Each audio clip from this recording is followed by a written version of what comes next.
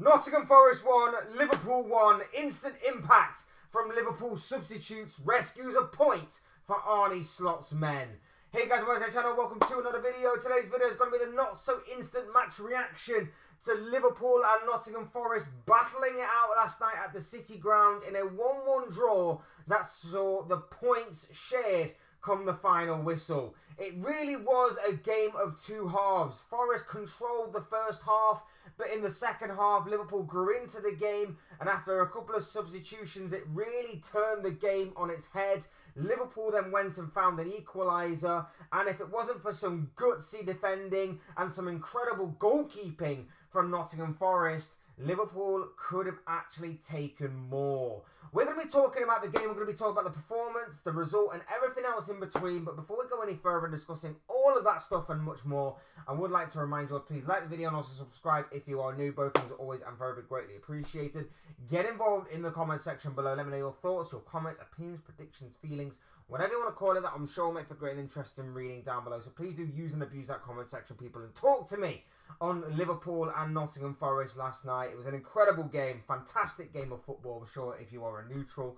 So neutrals can get involved as well. And of course, if you have a horse in this particular race, whether you're a Liverpool fan or a Forest fan, get involved as well. Would love to hear what you have to say about last night's game. Right, let's get on with the video then, shall we? Let's talk Liverpool, let's talk Forest, let's talk the game last night that played out 1-1 at the City Ground.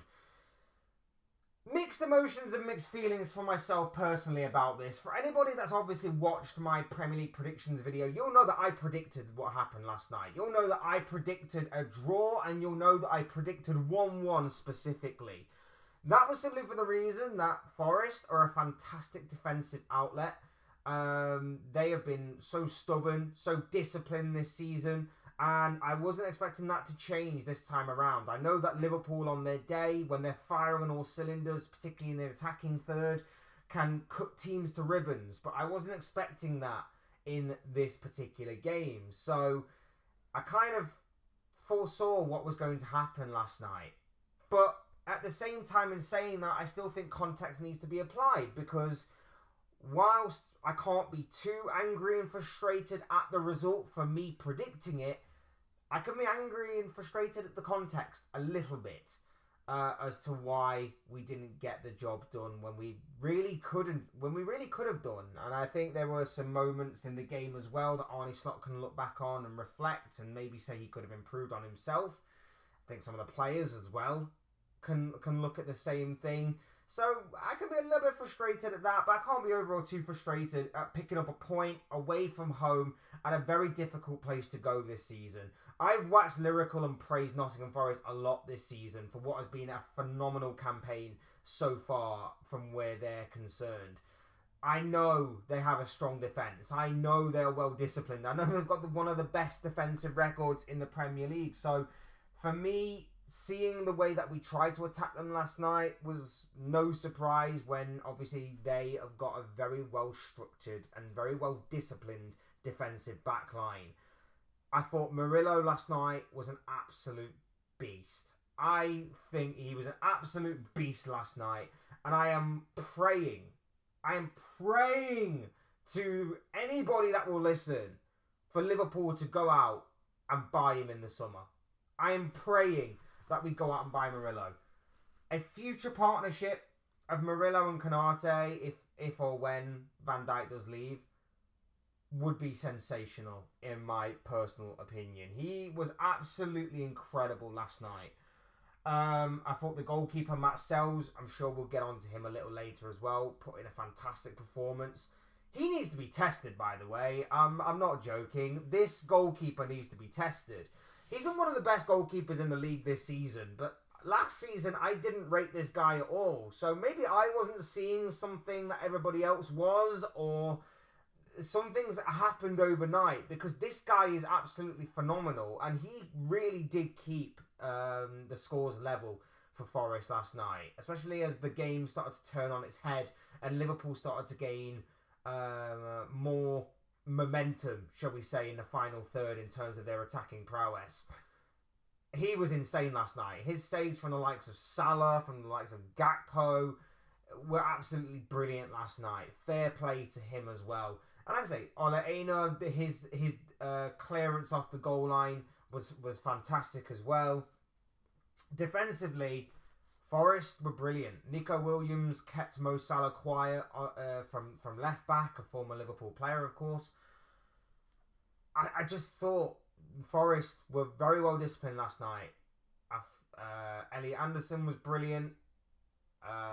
In the attacking third, it wasn't quite as electric and as dynamic, but they were clinical when it mattered. And that's basically when they caught Liverpool cold after what had been a decent spell of Liverpool pressure in the opening 5 minutes of the game.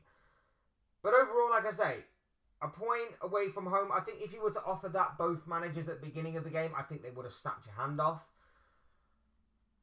I know I'm not too disappointed by the result, the performance. The first half was dreadful. The second half was much better from a Liverpool fan perspective here.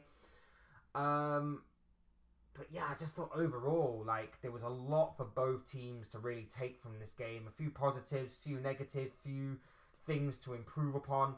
But like I say, I think last night, from a Liverpool perspective, go get Murillo, man. He was absolutely insane. He was on another level last night. He was on another level last night, and I'll be praying and hoping we go and get him. I highly doubt it, of course, because we're Liverpool and we are the biggest pushovers and whatever else as you want to say in the transfer window. So yeah, I'm not exactly holding out too much, but I can hope and pray that we do go and get the Brazilian centre back in the summer. But as far as what the game went last night, look, the game opens up. The opening five minutes or so, Liverpool have a few decent spells of attacking, of possession, a few decent attacking moments as well. That, you know, our shooting left a lot to be desired last night. We probably hit Rosette about 3 times in the opening 5, 6, 7 minutes. And then, from out of nowhere, Forest go 1-0 up. 2 passes. That's all it took. 2 passes to break down our defence. Chris Wood is through on goal. And to be fair to the New Zealand international, it's a fantastic finish. It is a fantastic finish. But Jesus Christ, our defence got cut open like a hot knife through butter. It was just too easy. It was just too easy. 2 passes too easy. 1 to Elanga, 1 through to Chris Wood. And with the kind of form that he's been in all season, he takes that. He takes that. It was an absolute brilliant finish. I have to hold my hands up and say that. But again, it's stupid moments that Liverpool are conceding, because we really shouldn't be conceding moments like that. And then as the first half drew on, Forest looked dangerous on the counter-attack whenever they went forward. But defensively, they were safe and sound. Like, we offered very little in terms of going forward. Our build-up play would be good until we got to the final third. And then when we got to the final third, the final ball wasn't good enough. And to sum up how poor our first half was, there was a moment in the first half where we managed to actually catch Forest cold on the counter. Diaz is pretty much through 2v2. He's got Gakpo arriving to his right. He just needs to play Gakpo in a little earlier than what he does, but he holds onto the ball for way too long again, and then the ball to Gakpo isn't good enough, and it eventually gets cut out, and Forest come away with the ball. That summed up the first half. It was a moment of Liverpool having dominant possession, but not doing anything with it, and then when we had the opportunity to do so, the final ball just wasn't good enough. It was very poor from a Liverpool perspective. We just got absolutely nothing going in that first half. And then in the second half, we come out with a bit more fight. We come out with a bit more intensity, because there was no intensity at all. Like, we were so lazy and so slow in our build-up play. If you're going to break down a solid defence, you've got to move the ball quickly. You've got to move the ball quickly. You've got to be crisp, and you've got to be direct and incisive in your passing game, and we just weren't that. We sped it up a little bit in the second half, and then that's when things turned. When the substitutes were made by Arne Slot, that's when things turned around. We bring on Costa Simicas, we bring on Diogo Jota, and I think more surprisingly, we took off Konate. Robertson had an absolute stinker of a game yet again. We will get on to Robertson a little later as well. Robertson had an absolute stinker of a game. He comes off for Tsimikas, and then we take off Konate because it's clear that he's still not properly fully at the races yet. And we bring on Jota. And it means that Gravenberch drops a little deeper to fill in with that position, especially with the fact that Forest were very defensive in that second half. And obviously taking Konate off for Jota meant we had another attacking option going forward. We could throw another player going forward. And if we had to drop defensively, Ryan Gravenberch would be the one to drop into that defensive position should he be needed. But Tsimikas comes on, Jota comes on, and both instantly make an impact. Tsimikas, his first corner, finds the head of Diogo Jota, and Jota, absolutely incredible. Poacher's finish, brilliant header into the corner. And it really wasn't an avenue that I was anticipating us actually beating Nottingham Forest with, to be honest. I was not expecting us to score a goal from a set piece because Forest have brilliantly defending set pieces this season. Brilliantly done so. But yeah, it was a surprise to me that we scored from that kind of thing, but I wasn't complaining nonetheless. And then from there, we start to take the game by the scruff of the neck a little bit. Jota could have had a hat-trick. If it weren't for Sells in goal, he could have had a hat-trick. He does brilliantly to deny Jota on 2 more occasions afterwards. Mo Salah, who had a pretty shocking game by his standards, still went close a couple of times. He forces a good save from Sells initially. And then I think from the resulting corner, I believe, he has his effort cleared off the line by Aina. Cody Gakpo has a strike that is deflected, that is saved again by Matt Sells. Sells was phenomenal in the second half yesterday. Murillo was fantastic in the entirety of the game. And yeah, Liverpool are there regretting missed chances. What I will say on Arne Slot's decision making, fantastic to bring on Tsimikas, and it worked wonders to obviously bring on Jota for Konate.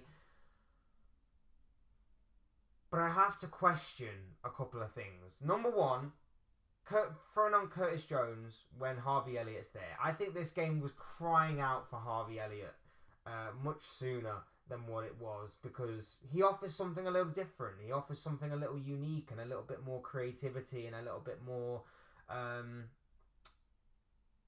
I think he speeds up the game a little bit more than what Curtis Jones does. I'm not saying Curtis Jones can't do that, but there are often times where I look at Curtis Jones and I go, why are you holding on to the ball for too long? You could have easily just played in the left winger. You could have easily played in Salah. You could have easily played in Diaz, but you're holding on to the ball for too long. I really did feel like that game could have been something for Elliott to really get his teeth into last night, but it wasn't to be. Secondly, I would have thrown on Federico Chiesa for Salah last night. Salah wasn't having a great game by any stretch of the imagination. Fair play for Forest and for Nico Williams in particular for dealing with him. But just because he's Mo Salah and just because he's had an unbelievable season so far does not mean he is free of criticism when it matters or when it's warranted. He should be criticised for his performance last night. It was a very, very poor performance. He also should not be immune to being substituted just because he's Mohamed Salah and just because he can turn up in 1 minute out of 90, even though the rest of the 89 minutes could have actually been a stinker of a performance. I would have thrown on Chiesa. Chiesa would have been buzzing. Even though it was a goal against Accrington Stanley of all people, he would have been buzzing from getting just 45 minutes on the pitch on that day and also getting a goal. I would have thrown him on last night in this atmosphere, in this scenario, because he would have maybe again offered us a little something. A right-footed player on the right wing. Everything that Williams was dealing with was on his right foot because Salah constantly wants to go on his left foot. I just would have thrown something a little bit more of a curveball into the mix. And Chiesa would have been it. So I can criticise Slot for doing that as well. As far as what individual performances go, look, I thought Van Dijk was immense again. You can maybe argue that he wasn't quite in his defensive line for the Forest goal, but maybe a little bit nitpicky. I thought he was absolutely excellent. There was one moment in the second half where he's 1v1 against Anthony Elanga He just stands him up and he just wins the ball with absolute calmness and ease. I thought he was absolutely outstanding. Trent, some of his passes was back on it last night, I should say. Not his best performance by any stretch of the imagination, but there were a few passes that he made that were pretty decent as well. Gravenberch again, whether it was in the midfield or whether it was as a makeshift centre back, was pretty solid.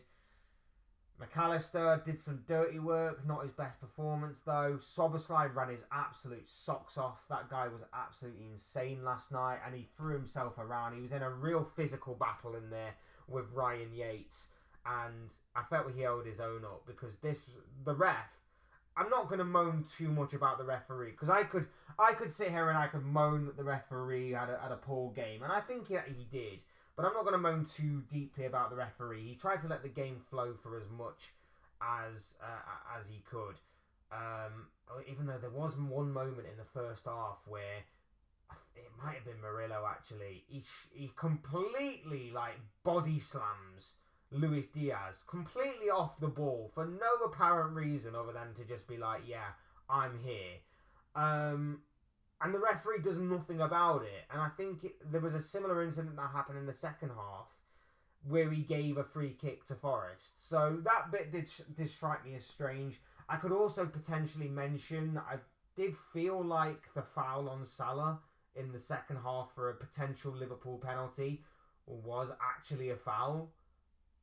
I did feel like it was a little bit strange the way the commentary team and the way the referees brushed it under the carpet, when we know for a fact that penalties have been given for less this season alone.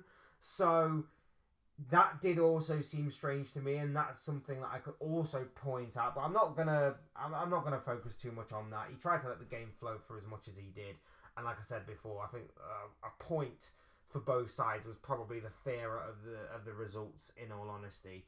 But yeah, I did think Szoboszlai had an absolute physical battle on his hands that I think he handled pretty well.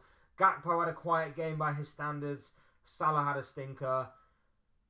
Luis Diaz was shocking last night. I just don't think this was his game. As much as I don't like Darwin Núñez, I think that if he hadn't have been suspended tonight, he probably would have put on Núñez, just for the physical battle of going up against two centre-backs. Because even though we like to say that Diaz draws defenders out, against a Forest side that is going to be well-disciplined and obviously defend from deep, Diaz is finding these pockets of space but not doing anything with the ball when it does eventually come to him. And Murillo and Milenkovic were just stood there going, okay, we'll let you drop deep. We're not going to follow you. We're not going to chase you.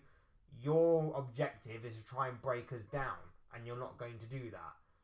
And they were right, because Diaz didn't do anything whenever the ball was at his feet last night. So he had a pretty poor performance. But like I say, the substitutes last night changed the game. Jones not so much, but definitely Tsimikas and Diogo Jota, especially for the goal. Jota especially looked like he was really trying to win the game with some of his efforts on goal as well. I just got a question though. How poor must Tsimikas be in training to not warrant a start in these games? Because Andy Robertson has been dreadful for the past several games now. And last night was shocking. I really can't take any more of seeing a corner, an in-swinging corner from the right-hand side, be swung in by Robertson to not beat the first man. I really can't. Let someone else take it. Please let someone else take it. Go with an outswinger. Go with something different other than Robertson, please. Because for one in every 20, 25, 30 crosses that guy puts in is actually decent. Seriously, I'm sick of it. I'm sick of seeing this every single game. Andy Robertson can't put in a cross from a dead ball.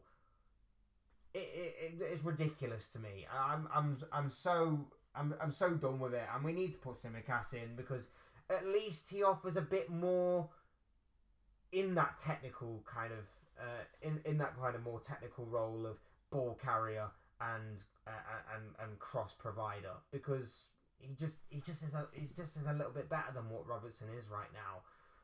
Yes, defensively we may lack something, but Tsimikas for right now has to be our only option going forward, because he's seemingly in a slightly better form than Robertson. He's a better crosser of the ball than Robertson.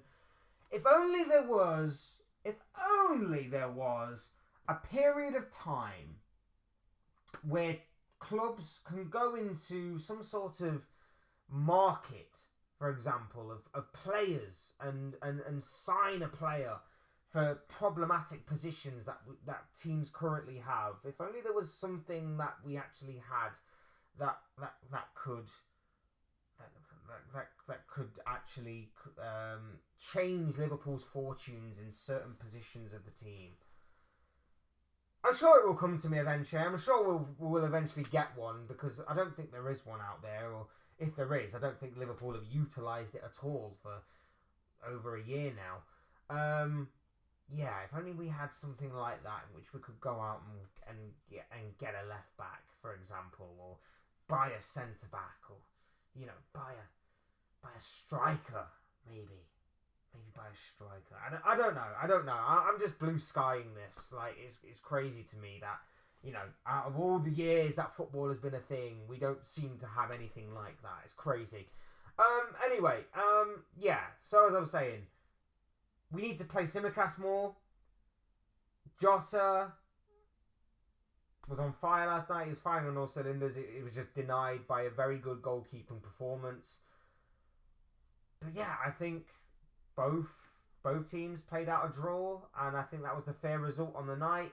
I don't really have many complaints other than what I've previously mentioned in this video.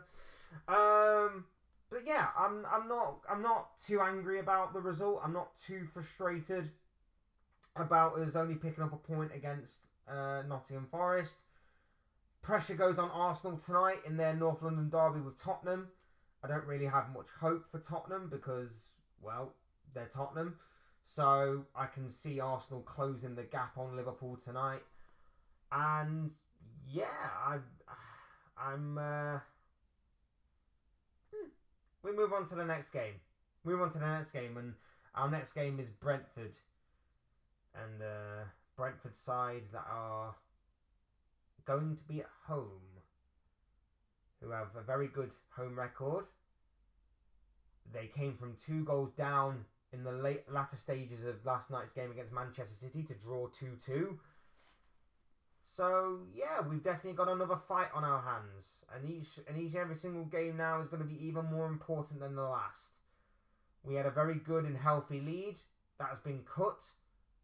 Yes, we do have a game in hand, but points on the board mean more than games in hand. And it just means now we can't really afford many more slip-ups. We really can't, especially over the course of the next 5 or 6 games or so, in which they are relatively favourable, I'd say. Relatively favourable games that are coming up for different reasons. We definitely need to start putting the ball in the back of the net. We need to stop conceding these stupid goals and get wins by any means necessary. Because right now, the end of 2024 is looking like a very distant memory. Definitely need to get more on the board. But these are just the thoughts, comments, opinions, predictions, feelings, whatever you call it, of this guy. I want to know what you guys think. What do you make of Liverpool versus Nottingham Forest last night in the Premier League game that played out at the City ground, where the points were shared? I'd love to know your thoughts, your comments, opinions, predictions, feelings, whatever you want to call it. That'll make for great and interesting reading down below last night. Down below in that comment section about last night. Would love to hear from you all. Otherwise, hit the like button on the way up if you enjoyed the video. Subscribe if you are new or want to see more content like this. Both things are always and forever be greatly appreciated. And as always, thank you all so much for watching and listening. Thank you all for your continued or even brand new support. It's very much appreciated to me and the channel. If you are brand new here, welcome along to the journey. Welcome along to the adventure that it is. Thank you all for doing that. Very much appreciated. You guys are awesome and it will never be taken for granted. I've been Fletch, this has been another Fletch Talks video, and I will soon speak to you all again soon in another video, or live stream, or whatever it may be. Cheers guys, thanks everyone for watching, take care, enjoy the rest of your day, and I'll speak to you all again very, very soon.